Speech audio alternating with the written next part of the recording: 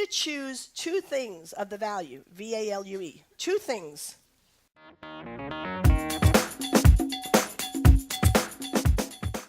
That you've never shared with anybody else. I want you to imagine that the person that you're telling it to is an influential somebody. It could be a friend that knows people. It could be somebody that you would want to be able. The goal of this process is for you to be able to share something about yourself that someone wouldn't know, and so that that person could share about it to other people. So they should be able to say, what's your name? They should be able to say, oh my gosh, I just spoke to Jackie. Did you know that Jackie went to this conference and she learned how to do that? I didn't know that, did you? You should be influencing people by communicating your value, by sharing something in a very normal conversational tone. Choose two things of the V-A-L-U-E. A's, you're going to share it to B. We're going to let you talk for a little bit. B, you are not talking. B, what did I just say?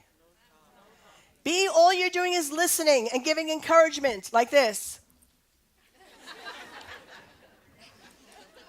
This is not about you. This is about you just listening to them, and then we'll switch. Are we ready? 1, 2, go. It would not be like this. Man, how you doing, baby? This is something that for you that are in women's groups, in your offices after lunch, you were telling me that sometimes you meet, practice this. You have to practice this. This is act as if, practice it. Now, imagine that you have to go in front and make a presentation to a group, a challenged group, a group that needs your inspiration, a group that needs to feel the love, and you are a stiff person. All right? I want you to imagine that you're Billy Crystal, Whoopi Goldberg, Ellen, and you're going in to meet the group. Act as if you are Billy Crystal, Whoopi Goldberg. Just act. Walk and meet somebody else that you haven't met yet. When we're communicating our value,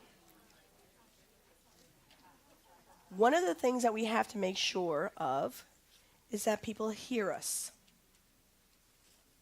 And when we start communicating our value to somebody else, it's a little bit uncomfortable.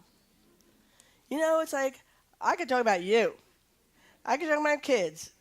But I'm not too sure I could talk about me. But once I get going, I'm okay. Right? So you notice to yourselves that you're able to start out a little bit, but then after get into it. I do want to share a couple of things that are really important so that you're heard. A lot of my work has been in male-dominated environments. I've always been, even though I ran the nursery school when I came back to the States, I worked in menswear. And I sold menswear. My territory was from New York all the way to Florida. I'd go into these specialty stores. I was with Pierre Cardin Gant Menswear. I only sold to guys. Later on, I was in other areas of manufacturing. I was only with guys. Then I worked with the military. Trust me. A lot of guys. Some of the things that I want you to have, the skills that are really important so that you're heard in this environment, is about how you're sharing your value. How are you communicating? First things first, which was happening in this room, was when we start talking about ourselves, our voice starts going up really high. We start talking up over here. Sometimes when we start really yelling, we sound like cheerleaders, which we can't hear what they're saying anyway, even if they are cheerleaders, right? Can you all take your fingers and touch your throat? I want you to go, and you're going to go, Do it again. You move your hand up, go, Move your hand down. You want to try to keep your voice at a lower octave so that men can hear you. It's all about how the brain was created. Men were created as hunters. They were hunters, and their ears are really trained to hear the low growl of a lion. Or think about it if you were out in the woods, and you had to hear.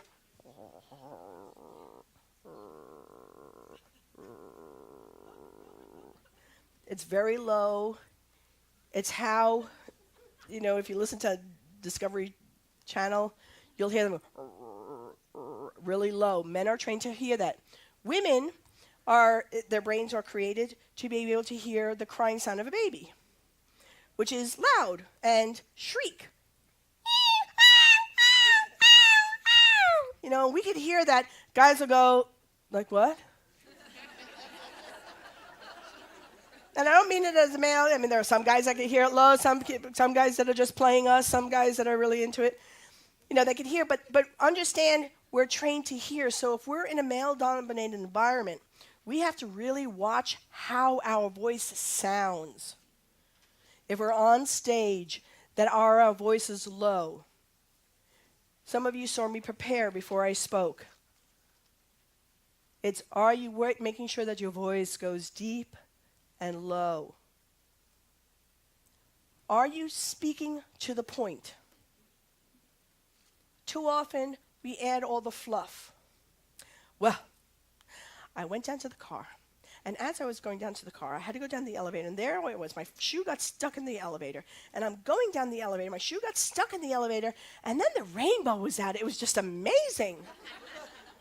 I finally got to the car. And when I got to the car, I was just trying to jiggling to get in. I got in the car, and there was a manila envelope. I was able to take the manila envelope, lock the car, go up the stairs, look at the sunrise, get to the top, get to the office. It was amazing.